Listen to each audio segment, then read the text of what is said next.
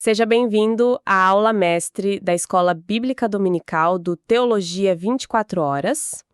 E se eu dissesse a você que Jesus, sabe, mesmo sendo o próprio Deus encarnado, escolheu intencionalmente abrir mão de qualquer tipo de superpoder divino para realizar os seus milagres aqui na Terra? Isso é o tipo de afirmação que mexe bastante com a nossa estrutura teológica, né? Porque a gente foi muito condicionado a olhar para os milagres de Cristo e pensar algo como: claro que ele conseguiu fazer aquilo porque era Deus. Exato, a gente pensa logo nisso. Mas a verdade é que ele não usou absolutamente nenhum atalho ou código de trapaça para vencer as tentações. Ele dependeu de uma força que, olha só, também está totalmente disponível para você hoje. É uma realidade bíblica da encarnação que é muito mais profunda e, francamente, muito mais desafiadora do que a gente costuma imaginar. Com certeza. E é por isso que, para esta nossa análise profunda de hoje, nós vamos mergulhar na lição 12, que traz o título O Filho e o Espírito Santo, da revista Lições Bíblicas do primeiro trimestre de 2026. E vale destacar logo de cara que todo o material base, os insights riquíssimos e a estrutura que a gente vai debater aqui vem da mente e da pesquisa minuciosa do pastor Francisco Miranda, lá do Teologia 24 Horas. Perfeito. E a nossa missão hoje é dar a você, que é professor e um ouvinte dedicado, todo aquele suporte pedagógico e teológico para que você possa preparar a sua aula com excelência. A gente precisa desmistificar de uma vez por todas aquela ideia perigosa de que o Filho e o Espírito Santo agem de forma independente. E para que você consiga guiar a sua classe em direção a um entendimento maduro sobre essa unidade da divindade na obra da salvação, a gente não pode começar olhando para o fim da história. Não dá para pular etapas, né? Exato. Nós não vamos começar no Calvário, e nem mesmo lá nos milagres na Galileia. Nós precisamos ancorar a nossa mente num ponto de partida que é histórico e biológico. Precisamos voltar à raiz da encarnação. Que é o ventre de Maria. O ventre de Maria. Olha, confesso que isso me surpreende um pouco como um ponto de partida. Porque, geralmente, quando a gente pensa na ação conjunta da divindade, a mente corre direto para aquele momento lindo do batismo de Jesus no Rio Jordão. Sim, aquela cena onde o pai fala do céu, o filho é batizado nas águas e o espírito desce. Isso, exatamente. É a cena clássica. Então, por que focar no ventre e não no batismo? Bom, porque é no Evangelho de Lucas, lá no capítulo 1, versículo 35, que a gente vê o verdadeiro alicerce de tudo que Jesus faria depois. O texto bíblico não trata a concepção de Cristo apenas como um evento biológico inusitado. Ele vai bem além disso. Muito além. Ele descreve a encarnação como um ato pleno, um ato conjunto e totalmente inseparável da divindade. Quando o anjo Gabriel anuncia a Maria o que vai acontecer, ele diz: o Altíssimo envia, o Espírito Santo opera e o Filho de Deus é concebido sem pecado. Nossa, a divindade inteira agindo ali no ventre em uníssono. Perfeitamente orquestrada. Mas para você passar a real dimensão dessa grandiosidade para o seu aluno na sala de aula, você precisa olhar para os verbos gregos que o texto original utiliza. Porque eles são, assim, absolutamente cirúrgicos. Eu adoro quando a gente vai para a raiz das palavras. Como o original grego descreve essa ação específica. Olha, o anjo diz que o Espírito Santo virá sobre ti. O verbo grego ali é epeleuzetai. Epeleuzetai. Isso. E isso é fundamental para a sua aula. Essa palavra não descreve uma visita casual ou uma influência passageira de Deus. Ela indica uma ação que é absolutamente soberana, eficaz e direta. Ou seja, o Espírito Santo não pediu licença às leis da biologia humana. De jeito nenhum. Ele operou muito acima delas. E em seguida, o anjo completa a frase dizendo que o poder do Altíssimo a cobrirá com a sua sombra. E a palavra grega para isso é episkiase. Peraí, cobrir com a sombra. Sombra na nossa cabeça moderna geralmente soa como algo obscuro, sabe? Tipo esconder alguma coisa, ou até algo meio negativo, assustador. A gente tem essa associação imediata com a falta de luz. Então, como é que uma sombra aponta para a glória radiante de Deus operando na concepção de Jesus? Essa é uma pergunta excelente. E é exatamente o tipo de dúvida que o seu aluno mais atento vai levantar no domingo. Para entender o termo episquiasese de forma correta, você precisa conectar essa palavra com o Antigo Testamento. Ah, tem que fazer aquela ponte histórica, né? Isso mesmo. Ela faz uma ponte direta com o livro de Êxodo, lá no capítulo 40, versículo 35. Tente visualizar a cena junto comigo. Imagina o povo de Israel no meio do deserto. Certo, o deserto quente, o acampamento montado. E, de repente, a nuvem da glória de Deus, a famosa Shekinah, ela desce e cobre o tabernáculo. Era uma presença manifesta tão densa, tão absurdamente santa e tão esmagadora que o próprio Moisés, o líder deles, não conseguia entrar na tenda de tanta glória. Caramba! É uma imagem muito, muito forte. E Lucas usa o exato mesmo conceito literário e teológico no seu evangelho. A mesma presença gloriosa e criadora que cobriu o tabernáculo no deserto, agora, silenciosamente, cobre o ventre de uma jovem judia. Uau! Então o ventre de Maria se torna, naquele momento específico, o próprio Santo dos Santos. Exatamente isso. É o Espírito Santo operando o início de uma nova criação ali, no oculto daquele ventre. Essa imagem mental da nuvem do deserto descendo sobre o ventre é simplesmente fascinante. Deixa eu tentar trazer uma analogia aqui para ver se a gente amarra bem esse conceito de forma bem didática para sua aula. Fique à vontade. As analogias ajudam demais a ancorar o ensino. Então imagine que o ventre de Maria não é um palco onde um novo personagem está sendo criado do zero, sabe? O Filho de Deus não passou a existir ali naquele momento. Sim, a gente tem que lembrar da pré-existência de Cristo. Isso. O verbo eterno, aquilo que o grego chama de logos, já existia desde o princípio, lá em João capítulo 1, versículo 1.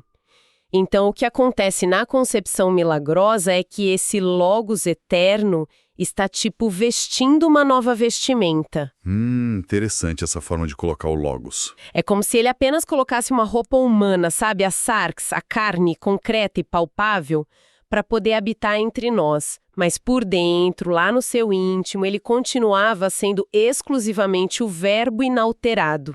Faz sentido para explicar na classe? Olha, deixa eu fazer uma pausa diplomática e muito necessária aqui. Eu entendo perfeitamente aonde você quer chegar com essa analogia da roupa de carne. Ela tem uma boa intenção de tentar ilustrar a pré-existência de Cristo. Mas tem algum perigo teológico em usar essa figura na aula? Tem sim. E a gente precisa ter um cuidado extremo ao usar esse tipo de ilustração. Se você disser lá para o seu aluno que Jesus apenas vestiu uma roupa de carne, você corre um risco enorme de ensinar, mesmo sem querer, uma heresia antiga muito perigosa chamada docetismo. Docetismo? Nossa, como assim? Confesso que o nome assusta um pouco. Pois é. O docetismo ensinava que Jesus apenas parecia humano, que a humanidade dele era tipo uma ilusão, um holograma, uma simples roupa que ele usava por cima da divindade. Ah, entendi. Como se a carne fosse só um disfarce temporário. Exato, um disfarce. E a encarnação é infinitamente mais profunda do que vestir um traje espacial para visitar o planeta Terra. A pessoa do Verbo assumiu a natureza humana de forma completa e principalmente inseparável. Ou seja, ele tinha mente humana, emoções humanas e um corpo físico real que sentia fome, dor e cansaço. Tudo isso. Ele não se disfarçou de homem. Ele de fato se tornou homem. Mas claro, sem nunca deixar de ser Deus. E isso nos leva a um termo grego crucial que o texto bíblico usa sobre a concepção dele, que é a palavra ágios. Ágios, que se traduz como santo, correto? Corretíssimo. E se a gente for buscar a raiz correspondente lá no hebraico, nós vamos encontrar a palavra kadosh. Ambas as palavras apontam para uma ideia de santidade absoluta. Elas significam um ser totalmente separado da corrupção diária do mundo, né? Sim, completamente imaculado. E por ter sido concebido por essa operação soberana e milagrosa do Espírito que a gente acabou de detalhar, o Filho assume um corpo humano verdadeiro. Mas ele é totalmente preservado daquela natureza pecaminosa adâmica. Então ele entra no nosso mundo como o santo. Separado do pecado desde a raiz, ele é o último Adão. Exato. A divindade agiu em total e perfeita harmonia ali na concepção. O Pai Celestial envia o Verbo eterno assume a humanidade completa e o Espírito Santo executa a concepção miraculosa, garantindo toda essa pureza absoluta. Entendi perfeitamente. E olha, essa sua correção sobre a analogia foi mais do que bem-vinda, porque a precisão teológica na preparação da nossa aula faz toda a diferença. A gente não pode criar deformações na fé do aluno achando que está sendo só didático. De forma alguma. Manter a sã doutrina é a nossa maior responsabilidade como professores. Mas sabe de uma coisa? Você detalhando de forma tão rica essa humanidade perfeita e real dele, isso me gera um certo nó na cabeça. E eu aposto que você, ouvinte, que está preparando a sua aula agora, já teve um aluno levantando a mão e perguntando algo bem parecido com o que eu vou perguntar agora. Manda a pergunta, qual seria o nó? Se ele assumiu essa humanidade perfeita, mas continuava sendo a divindade encarnada na Terra, por que ele precisou ser batizado com o Espírito Santo lá no Rio Jordão antes de começar o ministério dele? Essa dúvida é um clássico nas escolas dominicais. Né? Porque pensa bem, se ele já era plenamente Deus desde o ventre de Maria, ele não tinha tipo o pacote completo de poder divino dentro dele? Precisar do Espírito para expulsar demônios e curar cegos não diminui, de certa forma, a grandeza da divindade dele? Olha, o que é fascinante aqui é que essa provocação é justamente o coração da nossa análise profunda de hoje. É uma dúvida teológica extremamente inteligente. E a resposta para ela não diminui a pessoa de Cristo em nada. Na verdade, ela exalta a perfeição e o custo absurdo do seu sacrifício por nós. E como a gente explica isso de forma clara para quebrar esse mito? Classe um conceito bíblico muito rico, chamado hipacoé. Hipacoé é uma palavra diferente e forte. O que exatamente isso quer dizer na nossa prática do dia a dia? É uma palavra grega que significa obediência real. Sabe, uma escuta que é submissa e ativa ao mesmo tempo. O que a carta aos Filipenses, lá no capítulo 2, nos mostra é o profundo conceito de esvaziamento. Aquele texto lindíssimo que fala que ele a si mesmo se esvaziou. Esse mesmo texto. Jesus, sendo o próprio Deus, decidiu não usar os atributos onipotentes de sua divindade como uma espécie de código de trapaça para vencer as dificuldades naturais da vida humana.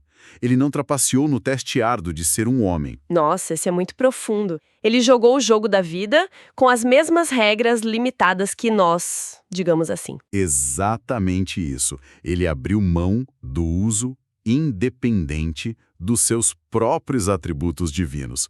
Ele escolheu, de forma totalmente voluntária e por amor, viver numa dependência total do Espírito Santo. Isso muda absolutamente tudo na forma como a gente lê os evangelhos. Quer dizer que ele não deixou de ser Deus em nenhum milésimo de segundo da vida dele, mas escolheu não agir de forma soberana e independente na carne. Perfeito. Ele se limitou voluntariamente. Ele se submeteu à mesma mecânica de dependência constante que nós, que não temos poder nenhum, deveríamos ter com Deus o tempo todo. Você captou a essência do negócio.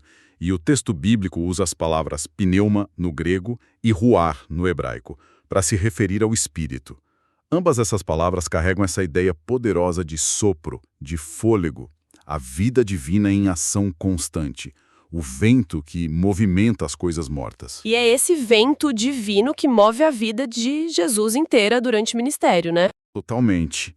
Desde o seu batismo, quando esse Espírito desce sobre ele de forma visível, em formato de pomba, até o momento em que ele é conduzido propositalmente ao deserto para enfrentar o diabo face a face, Jesus é movido e sustentado por esse sopro. Ele nunca agiu por conta própria na sua humanidade, sempre guiado pelo Espírito. Nunca. E o próprio Cristo faz questão de deixar isso bem claro ao citar o profeta Isaías 61, no Evangelho de Lucas.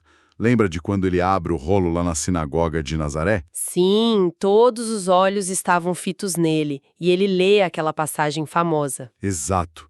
Ele lê em voz alta: "O Espírito do Senhor está sobre mim, pelo que me ungiu." E mais para frente, lá em Mateus 12, versículo 28, ele declara com todas as letras para os fariseus que ele expulsa demônios pelo Espírito de Deus. Tudo, absolutamente tudo, era feito pelo poder, pela dinamis do Espírito. Nossa, tentar transmitir essa realidade para a vida diária é até meio assustador, mas num bom sentido, claro, porque a teologia ela precisa sair do quadro branco da sala e descer para a nossa prática suada de segunda a sábado. Sem prática real, a teologia vira só acúmulo de informação morta, né? Justamente. Então pense bem comigo e você aí que está ouvindo, pense para aplicar na sua própria vida.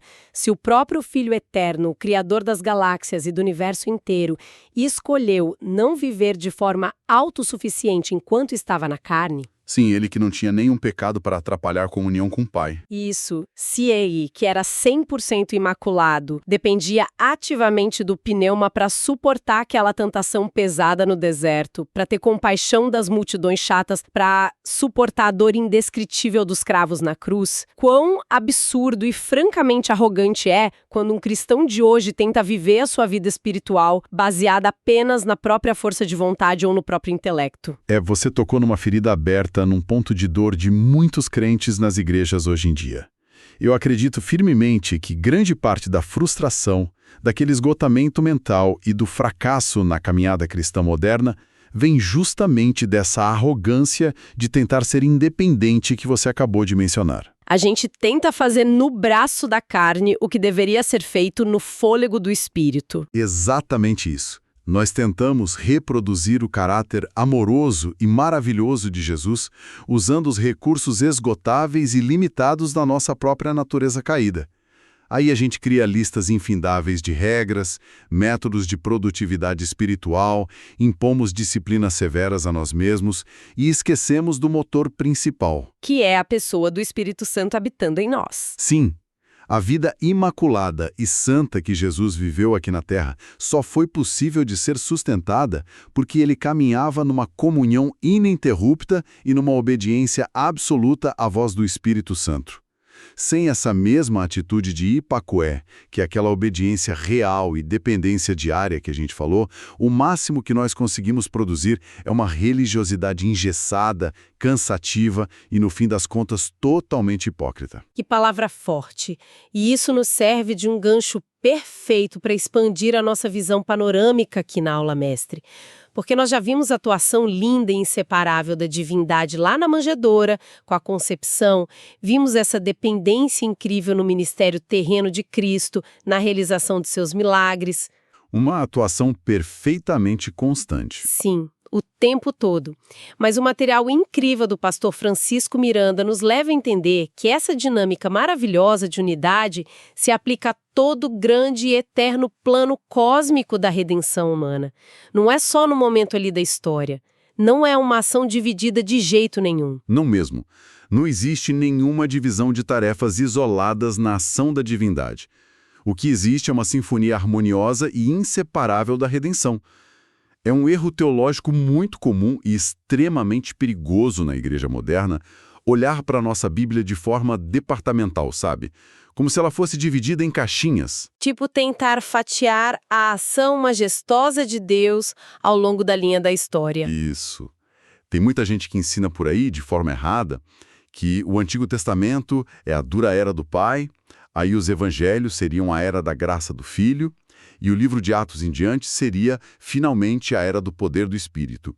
Isso fragmenta e diminui a grandeza da divindade. Isso cria quase que 3 deuses de humores diferentes que agem independentes, o que é um absurdo tremendo. É a receita para a heresia. A obra da salvação é contínua, e ela é totalmente conjunta do começo ao fim. O plano grandioso nasce da vontade soberana do Pai, que é movido por agape. O famoso agape. Isso, aquele amor sacrificial e incondicional. Isso, aquele amor deliberado que a gente lê maravilhado lá em João 3,16, de que Deus amou o mundo de tal maneira.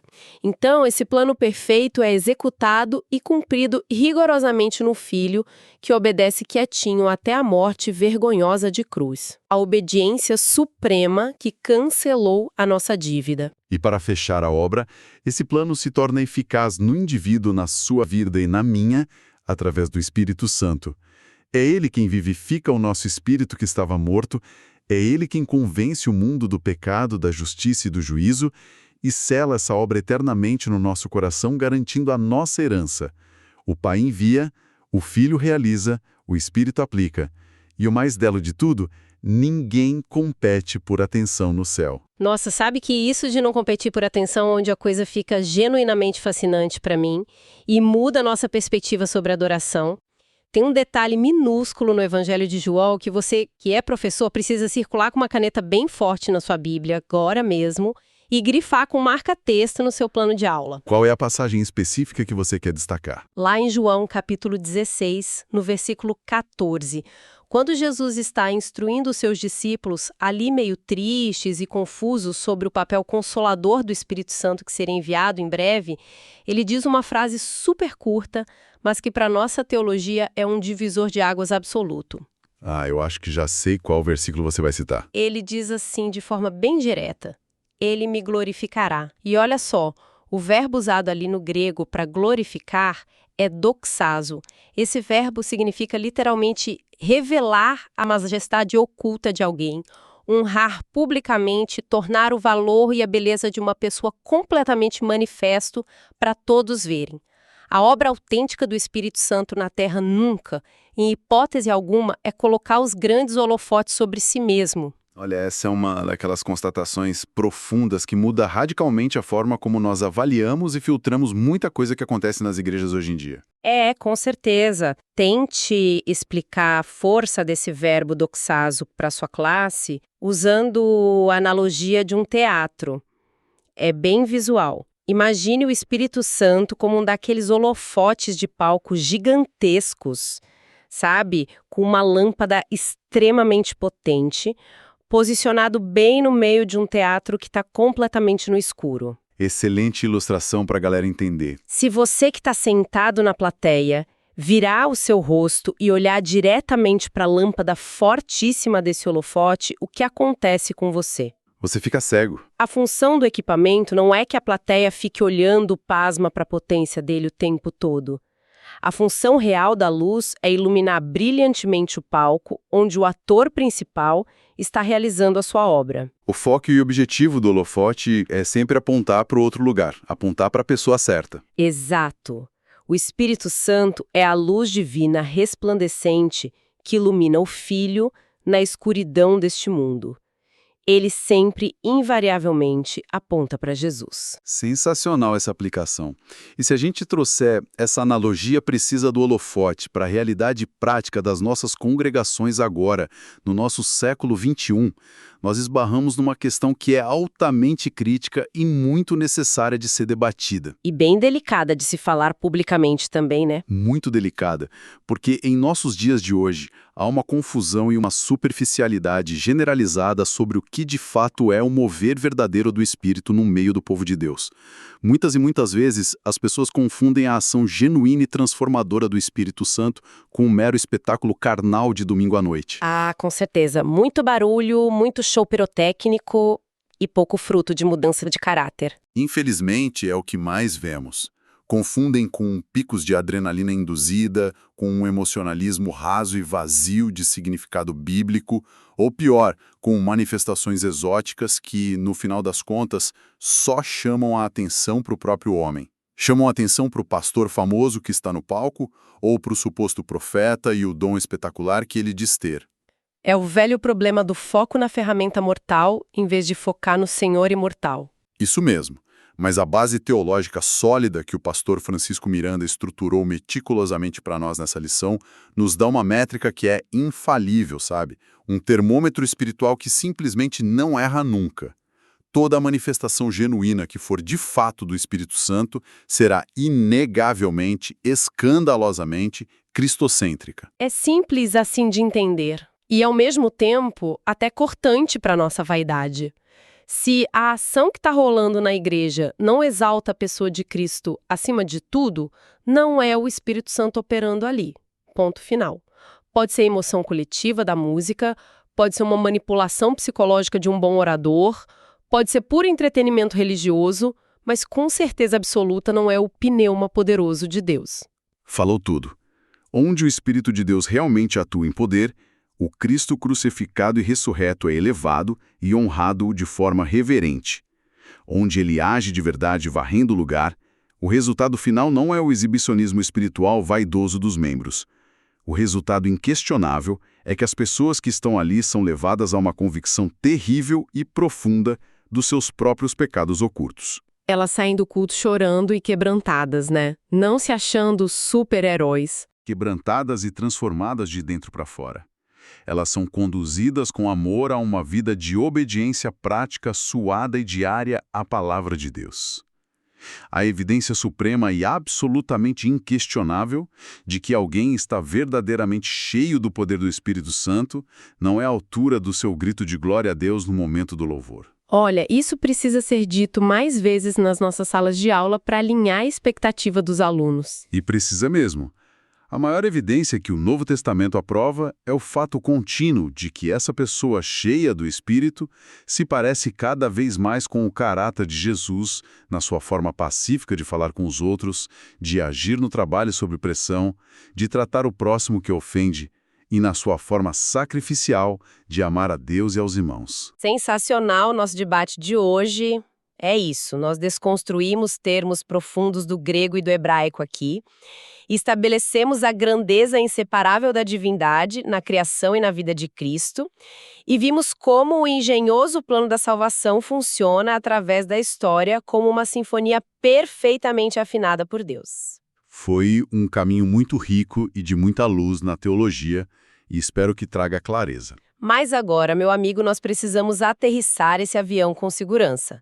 Nós precisamos olhar diretamente para a sua realidade prática, ouvinte, que está agora com a grande responsabilidade de dar essa aula da Escola Bíblica Dominical. Você que está aí nos ouvindo agora, talvez preso no trânsito pesado a caminho do trabalho, ou talvez lavando a louça acumulada, arrumando a casa para a semana, pensando assim com os seus botões. Olha, tudo bem, toda essa teologia grega é linda, maravilhosa no papel e no podcast. Mas e na prática feroz da sala de aula no domingo de manhã, né? Como fica? Exatamente esse é o ponto. Como eu faço tudo isso transformar a vida daquele adolescente meio disperso que senta fone de ouvido na fileira do fundo no próximo domingo de manhã? Como eu faço todo esse conteúdo denso de raízes gregas e hebraicas e concílios antigos gerar vida real e palpável no coração do meu aluno? Porque a gente sabe que teologia profunda, que não gera prática de vida, não passa de uma mera curiosidade intelectual, inútil para a eternidade. Eu concordo plenamente com a sua aflição. A revelação grandiosa da glória de Deus sempre, repito, em todas as páginas da Bíblia, sempre exige uma resposta humana à altura.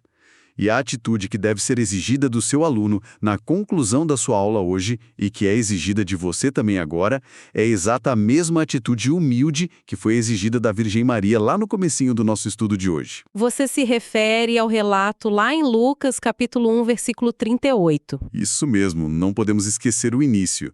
Quando ela entende a magnitude indescritível do milagre que Deus está fazendo através da vida dela. O que ela diz para o anjo Gabriel? Ela simplesmente abaixa a cabeça e diz: Eis aqui a serva do Senhor. Cumpra-se em mim segundo a tua palavra. Diante da majestade esmagadora da obra redentora da divindade, a única resposta aceitável para um coração humano é a pistis. A famosa e poderosa pistis. Explica rapidamente para a gente como o professor traduz esse conceito para que a classe aplique isso em casa.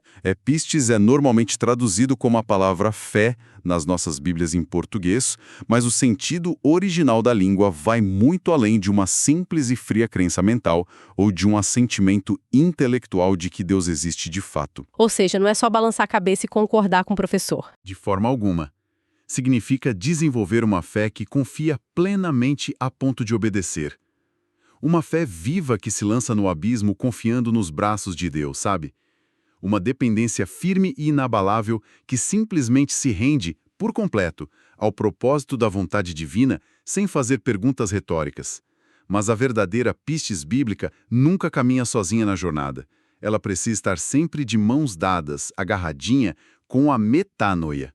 Metanoia, a palavra que se traduz por arrependimento nas Escrituras. Sim, arrependimento, mas no seu sentido etimológico mais puro e radical, que é a genuína mudança de mente.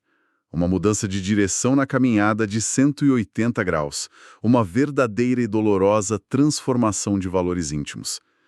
Quando a pistis viva e a metanoia radical se encontram de verdade na vida e na rotina do seu aluno, elas invariavelmente produzem uma prática obediente.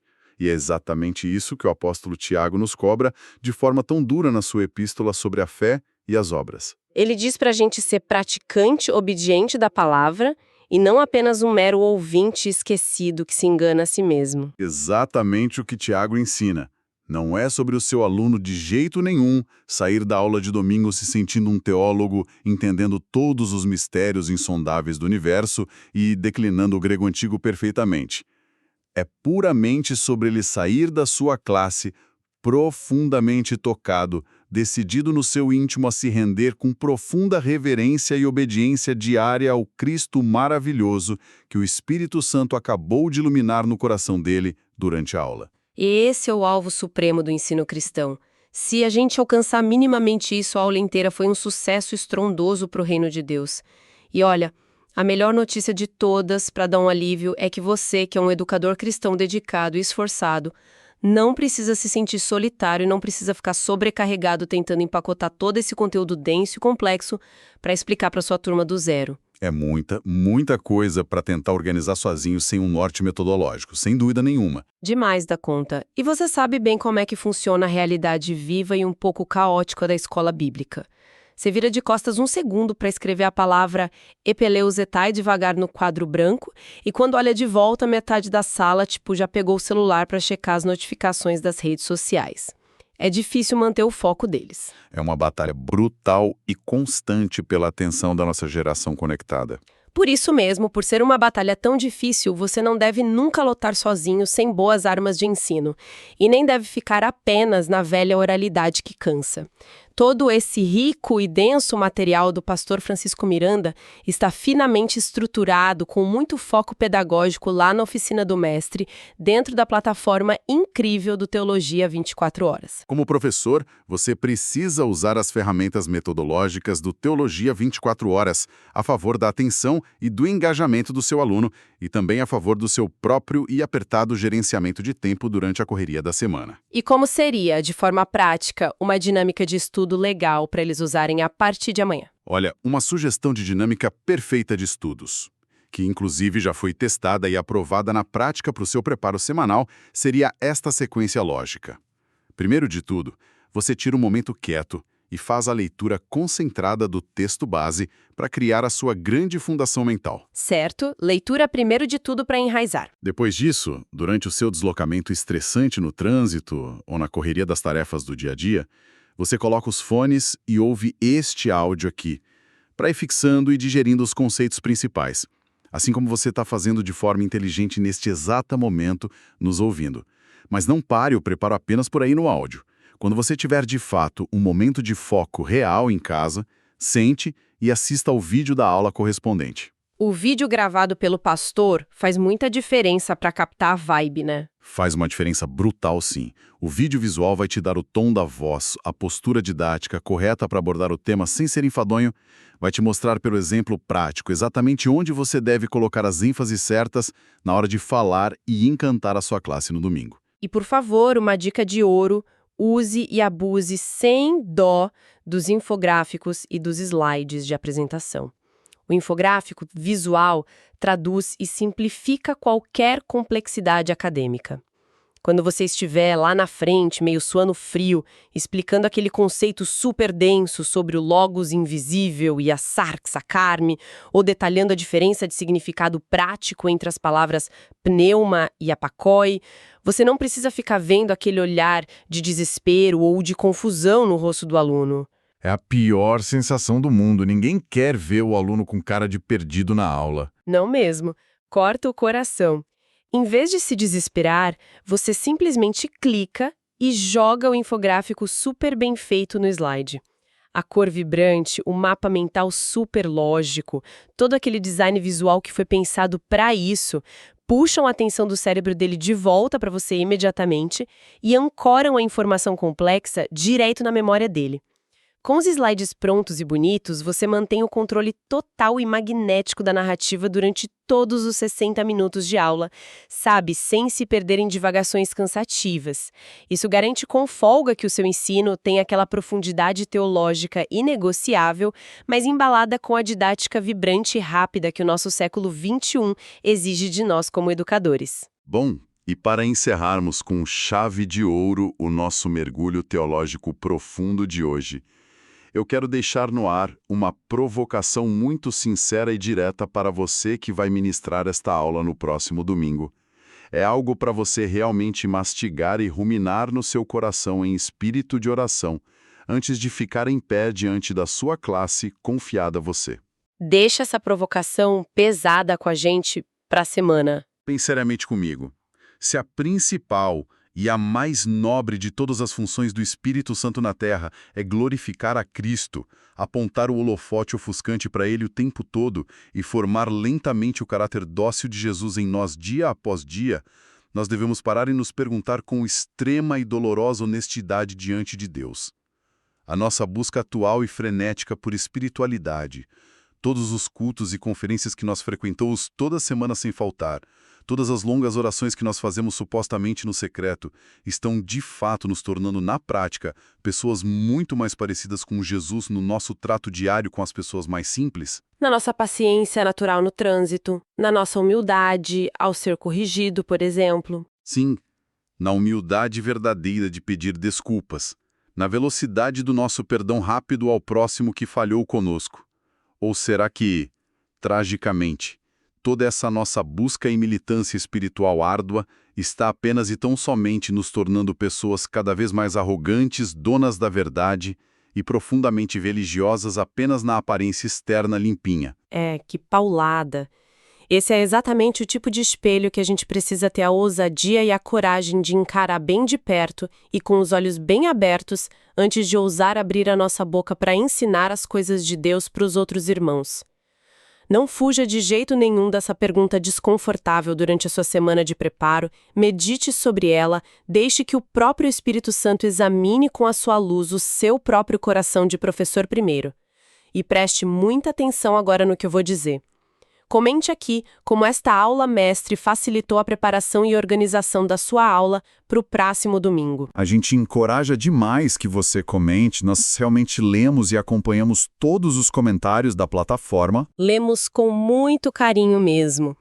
Nós queremos e precisamos saber como todo esse material rico está destravando a sua rotina e destravando o aprendizado lá na ponta, na vida real da igreja local. E lembre-se, se você quiser mergulhar de cabeça e se aprofundar muito mais neste ou em vários outros temas teológicos essenciais, acesse gratuitamente agora mesmo o site teologia24horas.com.br ou vá pelo caminho mais fácil e baixe o nosso aplicativo completo. É só você entrar e pesquisar por Teologia 24 Horas na loja de aplicativos do seu celular, seja ele Android ou iOS, não importa o modelo, e aí sim aproveite e explore as versões maravilhosas deste devocional em texto, escute os áudios, veja o vídeo, baixe todos os slides em alta qualidade e use os infográficos que comentamos. Tem tudo lá para facilitar a sua vida no Ministério de Ensino. Teologia 24 Horas. Um jeito inteligente de ensinar e aprender. Teologia 24 Horas. Um jeito inteligente de ensinar e aprender.